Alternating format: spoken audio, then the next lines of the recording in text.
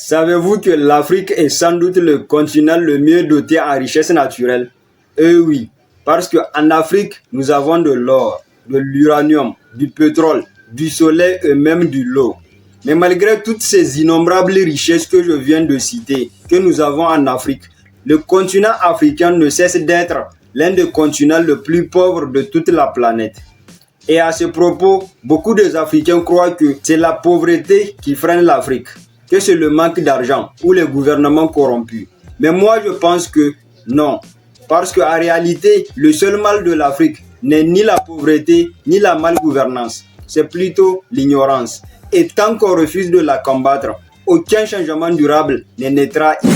Donc aujourd'hui dans cette vidéo, je vais essayer de vous expliquer de toutes les manières possibles que l'Afrique doit apprendre pour évoluer. Que nous les Africains, nous devons apprendre de nouvelles connaissances de façon continue si nous voulons avoir une chance de faire évoluer notre continent. Mais avant de commencer, si tu es nouveau sur la chaîne, je m'appelle Mani Mustafa Hassan. Je suis entrepreneur et créateur de contenu sur YouTube. Ici, on aborde des sujets relatifs à l'argent, au business et au développement personnel. Donc si tu n'es pas encore abonné à la chaîne, je t'invite à t'abonner, à activer la cloche de notification pour ne rien rater des prochaines vidéos. Et si tu as fini de faire tout ça, c'est parti.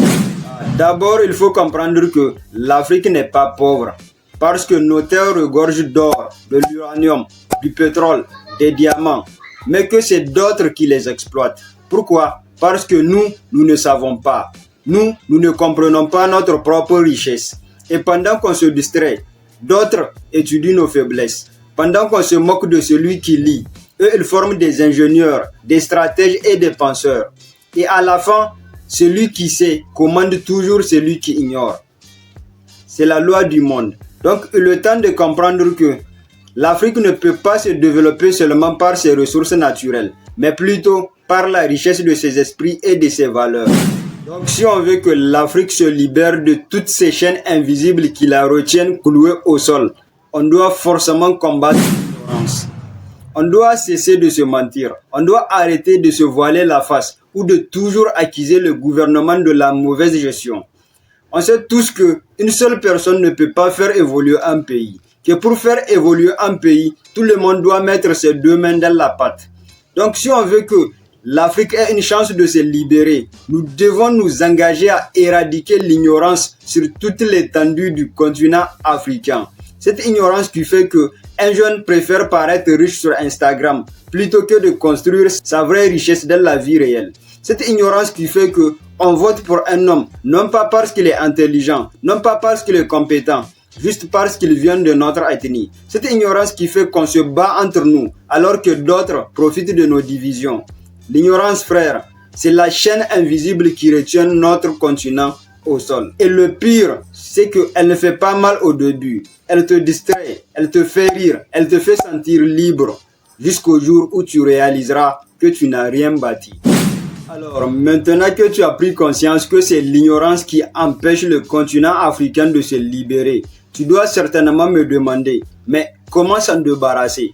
Comment peut-on combattre l'ignorance sur tout le continent africain?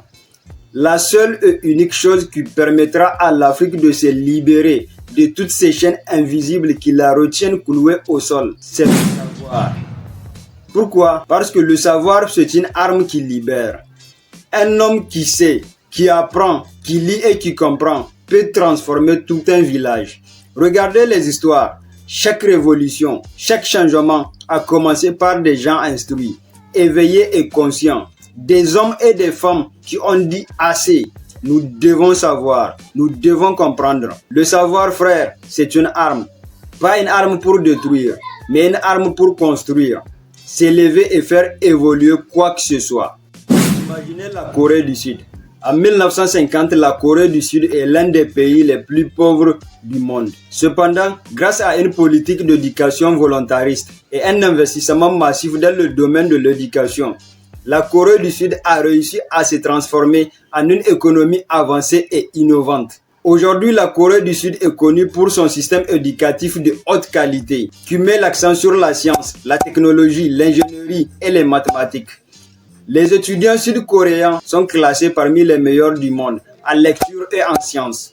Donc la recherche de la connaissance et du savoir a joué un rôle important dans le développement économique et social de la Corée du Sud, en formant une main-d'œuvre qualifiée et compétente, en stimulant la recherche et l'innovation et en promouvant la croissance économique, l'excellence et la compétitivité.